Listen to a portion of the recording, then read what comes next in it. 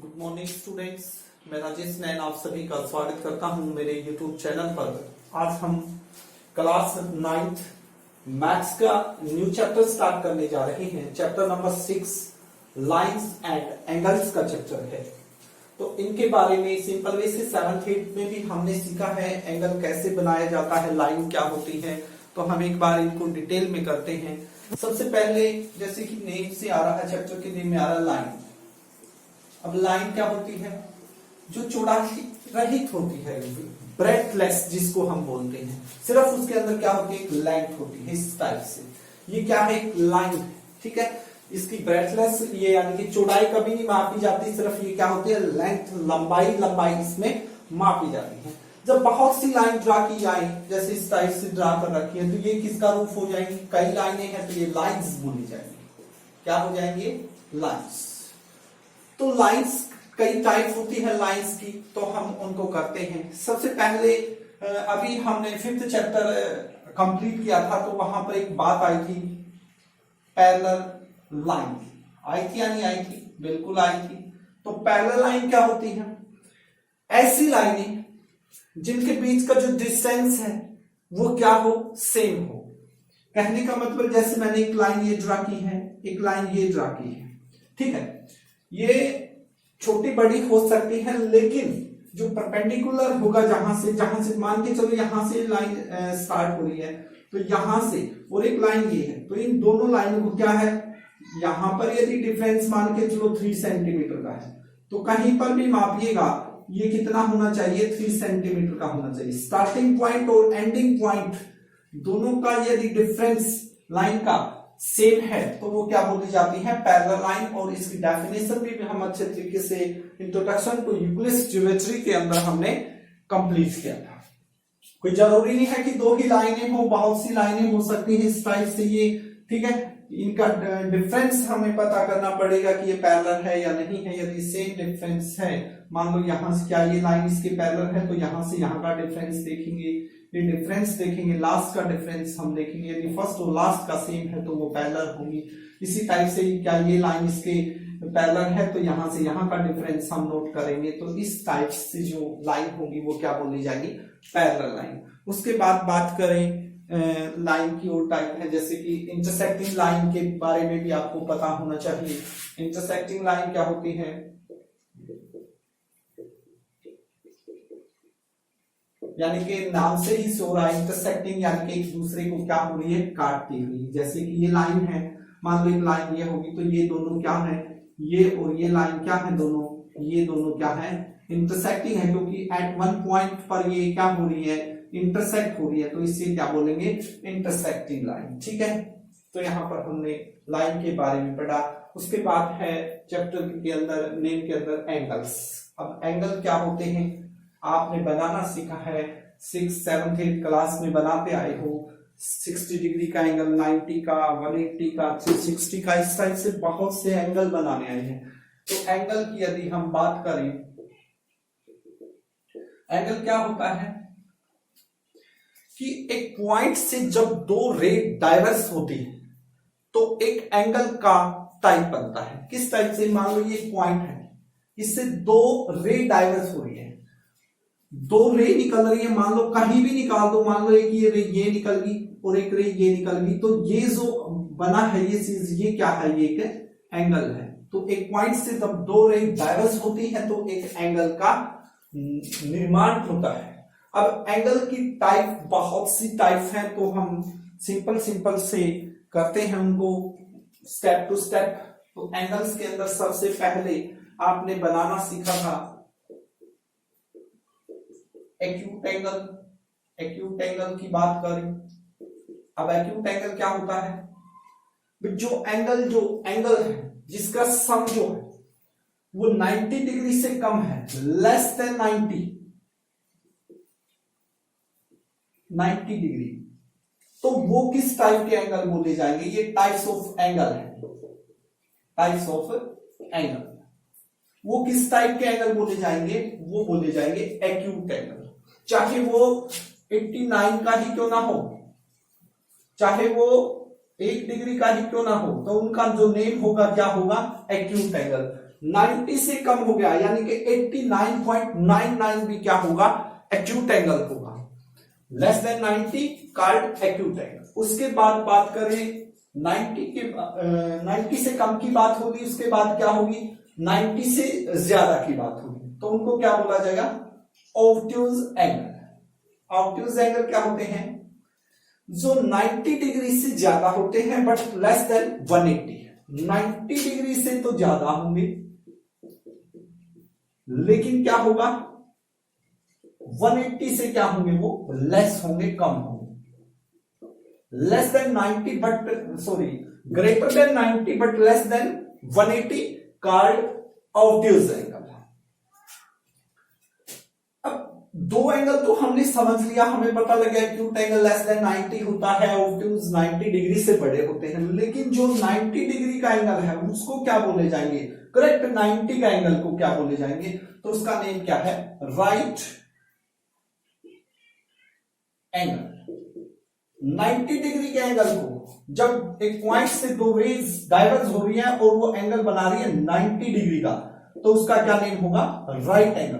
क्या होगा, right angle. ठीक है, उसके बाद बात करें नेक्स्ट जो एंगल की टाइप है तो वो क्या होगा। अब बात कहां तक हो चुकी है, 180 से लेस हो चुकी है। अब 180 वाला एंगल को क्या बोला जाएगा, उसका क्या नेम होगा, उसको हम बोल सकते हैं स्ट्रेट एंगल। तो ये तो तीनों क्लियर हो गए होंगे मुझे लगता है आपको।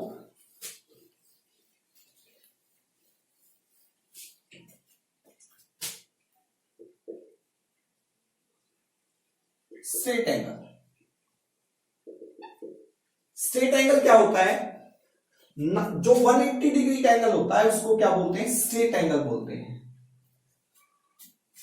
एंगल क्या होता है, मैंने बार बार आपको बता रहा हूं, जब एक पॉइंट से दो लाइन डाइवर्स होती है तो एक एंगल का निर्माण होता है। तो 180 डिग्री का एंगल स्ट्रेट एंगल होगा। स्ट्रेट मींस क्या होता है, सीधा एंगल। ठीक है, तो एक स्ट्रेट लाइन के ऊपर ये बनने की कोशिश करेगा। कैसे, जैसे एक पॉइंट मैंने बताया था, एक पॉइंट से दो लाइन डाइवर्स हो तो किस टाइप से डाइवर्स हो, जैसे एक रे तो ये होगी और दूसरी रे भी ये ऐसे जाए, तो ये जो एंगल बनेगा इस पॉइंट के ऊपर, ये जो एंगल है, एक तो ये रे होगी और एक ये रे होगी, तो इससे ये एंगल बन रहा है, तो ये क्या है, स्ट्रेट लाइन है, तो ये क्या बोला जाएगा, एक स्ट्रेट एंगल बोला जाएगा। तो 180 डिग्री का जो एंगल होगा वो क्या होगा, स्ट्रेट एंगल बोला जाएगा। उसके बाद बात करें reflex angle. Reflex angle, reflex angle क्या होता है, रिफ्लेक्स एंगल होता है 180 डिग्री से क्या होगा, ग्रेटर होगा बट लेस देन क्या होगा, 360। 360 डिग्री से तो कम बोला जाएगा लेकिन 180 से ज्यादा होगा, ऐसा एंगल क्या बोला जाएगा, रिफ्लेक्स एंगल बोला जाएगा। जैसे कि मान के चलो आपने एक एंगल बनाया है, ये एंगल बना दिया, ये एंगल कितने का, 60 का, तो आपसे पूछा कि रिफ्लेक्स एंगल बताइए इसका क्या होगा। तो रिफ्लेक्स एंगल क्या होता है, आपके माइंड में आना चाहिए 180 डिग्री से ज्यादा होगा, तो ये तो 60 का है, तो ये 180, ये तो रिफ्लेक्स एंगल हो नहीं सकता है। तो क्या होगा, इसके अपोजिट में यानी कि बाहर की साइड जो एंगल बनेगा, आपको ये पता है पॉइंट के ऊपर पूरा राउंड जब आता है तो वो कितने डिग्री का एंगल बनता है, वो पूरा 360 का बनता है। ठीक है, अब ये पूरा राउंड 360 का है, ठीक है, और ये एंगल जो अंदर वाला है ये क्या है, एक्यूट एंगल है ये, तो क्योंकि लेस देन 90 है। यदि मैं 360 में से 60 को सब्ट्रैक्ट करता हूं तो 300 आएगा और ये मेरा क्या बोला जाएगा, रिफ्लेक्स एंगल, इसको हम बोल सकते हैं। ठीक है, तो इस टाइप से आपको ये पता होना चाहिए, acute angle, obtuse angle, straight angle, complementary और सप्लीमेंट्री रह गए। हमको भी अभी हम करेंगे स्ट्रेट एंगल्स और रिफ्लेक्स एंगल। अब दो एंगल्स की और बात बचती है, उनको क्लियर करते हैं। नंबर फर्स्ट,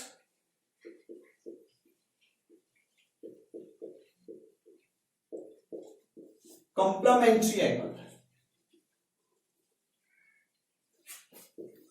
कंप्लीमेंट्री क्या होता है, दो एंगल, कंडीशन होती है कितने एंगल होने चाहिए, दो एंगल, 2 एंगल्स होने चाहिए और सम कितना होना चाहिए उनका, 90 डिग्री दोनों का। यदि दो एंगल दिए हुए हैं और उनका यदि सम 90 डिग्री है तो वो क्या बोले जाएंगे, कंप्लीमेंट्री एंगल बोले जाएंगे। सपोज करो इस टाइप से कोई भी एंगल्स आपके दे रखे हैं, जैसे कि ये मान के चलो मैं बना रहा हूं आपके, ये मान लो कितने का है, कुछ भी मान सकते, इसका 40 दे रखा है, ये 50 दे रखा है, इस टाइप से, ठीक है। ये दो एंगल है, ठीक है। तो आपको ये बताना है कि कंप्लीमेंट्री एंगल है या नहीं है, तो आप इन दोनों को क्या करोगे, ऐड करोगे। भाई ये क्या है 40 का है और ये दूसरा 50 का है, तो टोटल कितना बन रहा है 90। दो एंगल जिनका सम क्या हो 90 डिग्री हो तो वो क्या बोला जाएगा, कंप्लीमेंट्री एंगल बोला जाएगा। यहाँ पर मेन बात क्या है, मान के चलो एक एंगल आपका दे रखा है भी, टू कंप्लीमेंट्री एंगल्स आपने फाइंड आउट करना है, वन एंगल इज गिवन।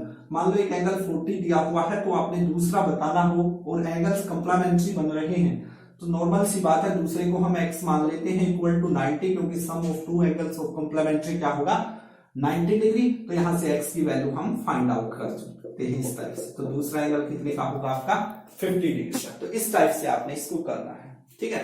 इसी का सेम रहेगा, थोड़ा सा चेंज होगा उसमें, सप्लीमेंट्री एंगल। सप्लीमेंट्री में क्या होगा, एंगल्स तो दो ही होंगे, दो एंगल होंगे, कंडीशन है, लेकिन उनका जो सम है वो 180 होना चाहिए। 90 की बजाय कितना हो 180 हो, तो उनका सम जो सम 180 आता है तो वो क्या बोले जाएंगे, सप्लीमेंट्री एंगल्स बोले जाएंगे। भाई दो एंगल जिनका सम यदि 180 जा रहा है कंप्लीट, ठीक है, तो वो होंगे सप्लीमेंट्री। यदि दो एंगल जिनका सम 90 बन रहा है तो वो क्या बोले जाएंगे, कंप्लीमेंट्री एंगल। और लास्ट को समझते हैं एडजेंट एंगल। ADJ ACENT एडजेंट एंगल इसको हम बोलते हैं। कहने का मतलब देसी भाषा में बात करूं कि जो हमारे पड़ोसी होते हैं, हम जहां रहते हैं तो हमारे दाएं बाएं पड़ोसी हैं, तो उस टाइप के एंगल जो होंगे वो क्या होंगे, एडजेंट एंगल बोले जाएंगे। जैसे मैं यहां पर इस टाइप से एंगल बना रहा हूं, ठीक है, यहां पर कई एंगल आपको देख रहे हैं, एंगल x है, मान लो ये y है, ये z है, ठीक है। तो आप खुद ही बताओ, आप अपने घर से ही ले लेना भी आपके घर का पड़ोसी कौन है, ठीक है। क्या उसे नेक्स्ट वाला आपका पड़ोसी होगा, जिसकी कांध के कांध लगती है, देसी भाषा में कहने का दीवार की दीवार लगती है ना, वो होते हैं पड़ोसी, उनको बोलते हैं, ठीक है। तो जैसे कि देखिए इस x और y, देखिए ए पॉइंट है, इससे दो लाइन डाइवर्स हो रही है और x यहां बन रहा है और y यहां बन रहा है, तो इनमें एक जो रे है वो क्या आ रही है, कॉमन आ रही है। यदि कॉमन आती है, सेम वर्टेक्स से जा रहे हैं एंगल और एक रे कॉमन आ जाती है, तो वो बोले जाएंगे एडजेंट एंगल। तो x और y क्या है, x and y are adjacent angle. इसी टाइप से मैं बात करूं y और z, y z का पड़ोसी है या नहीं है, देखिए सेम वर्टेक्स से जा रही है और दोनों में एक रे ये वाली, इन दोनों में y और z में क्या आ रही है कॉमन, तो ये भी एडजेंट एंगल होंगे। क्या मैं आपसे बात करूं भाई z और x क्या पड़ोसी हैं, z और x पड़ोसी हैं, क्या एडजेंट एंगल है या नहीं है, तो आपका आंसर आएगा नो। क्यों, क्योंकि एक वर्टेक्स से जा रही है, ये बन रहा है x और ये बन रहा है क्या z, तो इनमें कोई भी कॉमन रे नहीं है, तो ये z है और ये x है, तो कोई भी कॉमन नहीं है, तो ये एडजेंट एंगल नहीं होंगे। एक दूसरे के जो पास में एंगल होंगे जिसमें कॉमन रे आती है वो बोले जाएंगे एडजेंट एंगल, ठीक है। आपको एक पता होना चाहिए, वर्टिकल अपोजिट एंगल का भी पता होना चाहिए। वर्टिकल अपोजिट एंगल क्या होते हैं, जब दो लाइन इंटरसेक्ट करती हैं तो जो आमने सामने एंगल होते हैं, जैसे इसके सामने ये एंगल है, ये मान लो एंगल 1 है, ये 2 है, ये 3 है, तो ये क्या है 4 है, तो एंगल 1 के सामने 2 है, तो वर्टिकल अपोजिट एंगल आमने सामने होते हैं और वो क्या होते हैं, हमेशा इक्वल होते हैं। वर्टिकल एंगल क्या होंगे, इक्वल होंगे, यानी कि 1 किसके इक्वल होगा, angle 1 is equal to angle 2 होगा, और एंगल 3 के वर्टिकल में कौन है 4 है, तो एंगल 3 इज इक्वल टू 4 होगा, ठीक है। वर्टिकल एंगल हमेशा क्या होंगे, इक्वल होंगे, और ये इस टाइप से एंगल लिखने की बजाय एंगल का क्या होता है, साइन होता है। तो इस टाइप से हमने इस क्वेश्चन को इंट्रोडक्शन पार्ट को समझना है अच्छे से। नेक्स्ट आगे देखते हैं, तो बहुत ही इंपॉर्टेंट अब समझने वाला कॉन्सेप्ट आ गया है, जिसके बेस्ड पर आपका चैप्टर चलेगा, ठीक है। यहां पर आपको फिगर शो हो रहा है कि एक दो लाइनें आपको शो हो रही हैं, एक एम लाइन है और एक एन, 2 लाइन है, और एक ये वाली शो हो रही है एल, ठीक है। मान के चलो मैं यहां पर पहले ही लिख रहा हूं कि जो m है वो n के क्या है, पैरेलल। ये क्या होता है इस टाइप से, ये पैरेलल का साइन होता है, यानी कि इनके बीच जो डिफरेंस है सेम होता है। ठीक है, जब दो पैरेलल लाइन को अनदर लाइन क्या कर रही है, इंटरसेक्ट कर रही है। देखिए इन दोनों लाइनों को इंटरसेक्ट कर रही है P पर Q पर, कौन सी लाइन, L। तो ये जो L लाइन है ये क्या होगी, ये किसका काम करेगी, ये करेगी ट्रांसवर्सल का, ट्रांसवर्सल। ठीक है, जब दो लाइन, जरूरी नहीं है कि वो पैरेलल ही हो, लेकिन मैं यहां पर पैरेलल के अकॉर्डिंग समझा रहा हूं। यदि वो पैरेलल होंगे, बस डिफरेंस इतना ही होगा कि जो एंगल हम बात करेंगे वो क्या होंगे, पैरेलल होंगी तो वो एंगल इक्वल होंगे। यदि लाइन पैरेलल नहीं है फिर भी कोई लाइन इंटरसेक्ट कर रही है तो वो ट्रांसवर्सल का काम तो करेगी, लाइन एंगल इक्वल नहीं हो सकते। ठीक है, तो यहां पर जो M है ये लाइन इसके पैरेलल है, ये लाइन इनको इंटरसेक्ट कर रही है, तो ये ट्रांसवर्सल लाइन होगी। ये वाली जो लाइन है, ये दोनों पैरेलल है, तो ये इंटरसेक्ट कर रही है, तो बहुत से एंगल बन रहे हैं। आप देखोगे कि इस P पॉइंट पर ये इंटरसेक्ट कर रही है, तो यहां पर ये एंगल बन रहे हैं। देखो 1 4 3 2 इस टाइप से एंगल बन रहे हैं। ठीक है, इसी टाइप से ये ट्रांसवर्सल जो है इसको भी कर रही है, 5 6 7 8 ये एंगल बन रही है। अब इनका नेम पता होना चाहिए कि कौन से एंगल होते हैं। सबसे पहले क्रोस्पोंडिंग एंगल। अब क्रोस्पोंडिंग एंगल कौन से होते हैं, जब कोई ट्रांसवर्सल इंटरसेक्ट करती है लाइन को, तो एक साइड में जो एंगल बन रहे हैं, देखिए यहां पर ये लाइन है, ये ट्रांसवर्सल है, इस लाइन को इंटरसेक्ट कर रही है, तो ये एंगल बन रहा है और ये भी बन रहा है। ठीक है, तो यही लाइन ट्रांसवर्सल जो है इस लाइन को कर रही है, तो ये एंगल बन रहा है और ये एंगल बन रहा है। इसी टाइप से देखोगे नीचे ये बन रहा है, ये बन रहा है और ये बन रहा है और ये बन रहा है। तो एक साइड में बने एंगल, जैसे देखो 1 यहां बना हुआ, ऐसा ही एंगल कहां बना हुआ है, देखो यहां पर इंटरसेक्ट कर रही है, ऐसा ही एंगल क्या है यहां बना हुआ, तो एंगल 1 किसके इक्वल हो जाएगा, एंगल 5 के। एंगल 1 किसके इक्वल होगा, 5 के इक्वल होगा। ये कैसे एंगल है, angle 1 is equal to angle 5, ये क्रोस्पोंडिंग एंगल है। ये इक्वल क्यों लिखे, लेकिन यदि मान के चलिए यदि M N के मैं पैरेलल नहीं लेता तो मैं इस टाइप से लिखता एंगल 1 एंड एंगल 5। ये क्या है भाई, क्रोस्पोंडिंग एंगल है। इक्वल नहीं हो सकते, जब लाइन पैरेलल होंगी तभी इक्वल होंगे। तो यहां मैंने लाइन पैरेलल ली है तो इसलिए मैं इक्वल लिख रहा हूं, angle 1 is equal to angle क्या है 5। ये क्या है, कैसे एंगल है, ये क्रोस्पोंडिंग एंगल है। इसी टाइप से एंगल जो 2 है और 2 यहां बना हुआ है, तो ऐसा ही एंगल यहां बना हुआ है, तो 2 एंगल 2 इज इक्वल टू क्या होगा, एंगल 6 होगा। एंगल 4 ऐसा ही एंगल कहां बना हुआ है, देखो ये बना हुआ, तो angle 4 is equal to angle किसके होगा, 8 के। ये भी क्या है, क्रोस्पोंडिंग एंगल है और लाइन पैरेलल है, तो मैं बार बार कह रहा हूं एंगल इक्वल होंगे। एंगल 3 ऐसा ही एंगल यहां बना हुआ नीचे, तो यहां ऐसा ही एंगल यहां है, तो angle 3 is equal to angle 7। ये क्या है भाई, ये क्रोस्पोंडिंग एंगल है। ठीक है, उसके बाद है अल्टरनेट इंटीरियर एंगल। इंटीरियर मैंने अंदर, अल्टरनेट एकांतर, यानी कि एक साइड के अपोजिट में, एक दूसरे के अलग डायरेक्शन में, जैसे कि ये लाइन है। ठीक है, और ये इंटरसेक्ट, जैसे कि इस टाइप से समझिए ये एंगल है। ठीक है, अब एक लाइन यहां पर ड्रा कर रही है, इसके अल्टरनेट में बताना है।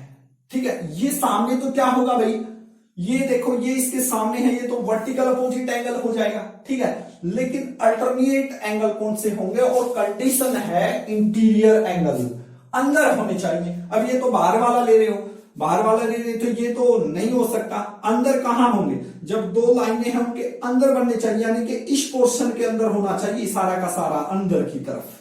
ये वाले एंगल, ये इंटीरियर एंगल है। अब इनमें अल्टरनेट, एक इधर बने एक इधर बने, ये होते हैं अल्टरनेट इंटीरियर एंगल। तो आप नॉर्मल सी बात है, देखोगे अंदर होने चाहिए, यानी कि हमारा जो क्वेश्चन है इसके अंदर सीमित हो गया, आप सिर्फ इसके अंदर, ये हमने क्लोज कर दिया है। ये अंदर का पोर्शन है, बाहर का पोर्शन ये आ गया इधर वाला, और नीचे वाला ये बाहर का पोर्शन हो गया। तो अंदर है, यानी कि एंगल 3 4 5 6, ये 4 एंगल बने हुए हैं अंदर की ओर। अब अल्टरनेट होने चाहिए, एक दूसरे के अपोजिट में होने चाहिए। तो ये देखिए, ये लाइन है, ये एंगल, और इसके अपोजिट में कहां बन रहा है ये एंगल, ये अल्टरनेट हो गए हैं। एक साइड उस साइड बने, एक उस साइड बने, वो होते हैं अल्टरनेट इंटीरियर एंगल। तो 4 किसके इक्वल होगा भाई? 6 के, ठीक है। उसी टाइप से एंगल 3 किसके इक्वल होगा? ये एंगल 3 है, ये एंगल 3 हो जाएगा 5 के इक्वल। तो angle 3 is equal to angle 5, ये हो गए अल्टरनेट इंटीरियर एंगल, ठीक है। अब उसी टाइप से अल्टरनेट होने चाहिए, लेकिन वो एक्सटीरियर होने चाहिए, बाहर की तरफ होने चाहिए। अब अंदर वाला पोर्शन को आपने भूल जाना है, इस पोर्शन को, ये नहीं है, ठीक है। बाहर की ओर देखिए एंगल 1 बन रहा है ऐसा, इसके अल्टरनेट में ऐसा ही एंगल 1 और 2 रह गए, 8 और 7 हो गए, ठीक है। 1 और 8 ये तो एक ही साइड हो गए, तो अल्टरनेट तो नहीं हुए, तो 1 के कौन आएगा? 7, तो angle 1 is equal to angle 7, और 2 के कौन है? Angle 2 is equal to angle 8। ये हो गए अल्टरनेट एक्सटीरियर एंगल, ठीक है। अब नेक्स्ट है को इंटीरियर एंगल, यानी कि इसका मतलब है same side of transversal, same side of transversal, transversal के सेम साइड में बनने चाहिए, एक ही साइड में। जैसे कौन से बन रहे हैं आपको पता होना चाहिए, अंदर होने चाहिए, इंटीरियर होने चाहिए, को इंटीरियर, अंदर और एक ही साइड में, सेम साइड में, ट्रांसवर्सल के सेम साइड में। ये ट्रांसवर्सल है। इंटीरियर एंगल की बात हो रही है, तो ये इंटीरियर एंगल यानी पोर्शन इसमें खत्म हो रहा है, यहां पर ध्यान होना चाहिए। सेम साइड जैसे एंगल 3 है और ये एंगल 6 है, ये सेम साइड है या नहीं है? तो बस यही है, angle 3 is equal to angle 6। ये क्या है? को इंटीरियर एंगल बोले जाएंगे। इस टाइप से 4 और 5 क्या बोले जाएंगे? इंटीरियर, को इंटीरियर एंगल बोले जाएंगे। और ये इक्वल होंगे। इक्वल कब होंगे? मैं बार बार कह रहा हूं, जब दो लाइनें जो है वो दोनों क्या हो? पैरेलल हो। यदि पैरेलल होगी तो वो इक्वल होंगे, नहीं तो क्या होंगे? सिर्फ और सिर्फ वो एंगल्स होंगे। यानी कि यदि क्वेश्चन में आ जाए दो लाइनें हैं वो पैरेलल नहीं है, तो वो बोलेगा कि एंगल 4 और 6 क्या है, तो आप क्या बोलोगे? 4 और 6 क्या है? अल्टरनेट इंटीरियर एंगल है। 1 और 8 क्या है? 1 और 8 ट्रांसवर्सल, सॉरी 1 और 7 की बात करें, 1 और 7 क्या है? अल्टरनेट तो है, लेकिन क्या है? एक्सटीरियर है, बाहर की ओर है, ठीक है। तो इस टाइप से हमने इस जो ये टॉपिक है इसको बड़े अच्छे तरीके से आपने देखना है, पहले 2-3 बार आपने रिवाइज करना है इसको, उसके बाद ही आपको कुछ समझ में आएगा। जैसे कि थ्योरम भी आएंगे बहुत सी, तो हम सभी थ्योरम्स को भी डिस्कस करेंगे। तो आशा करता हूं कि आज का ये टॉपिक जो इंट्रोडक्शन पार्ट था हमारा 6 चैप्टर का, आपको अच्छे से समझ में आ गया होगा। मिलते हैं एक नई क्लास के साथ, एक नई सुबह के साथ। Thank you very much, have a nice day.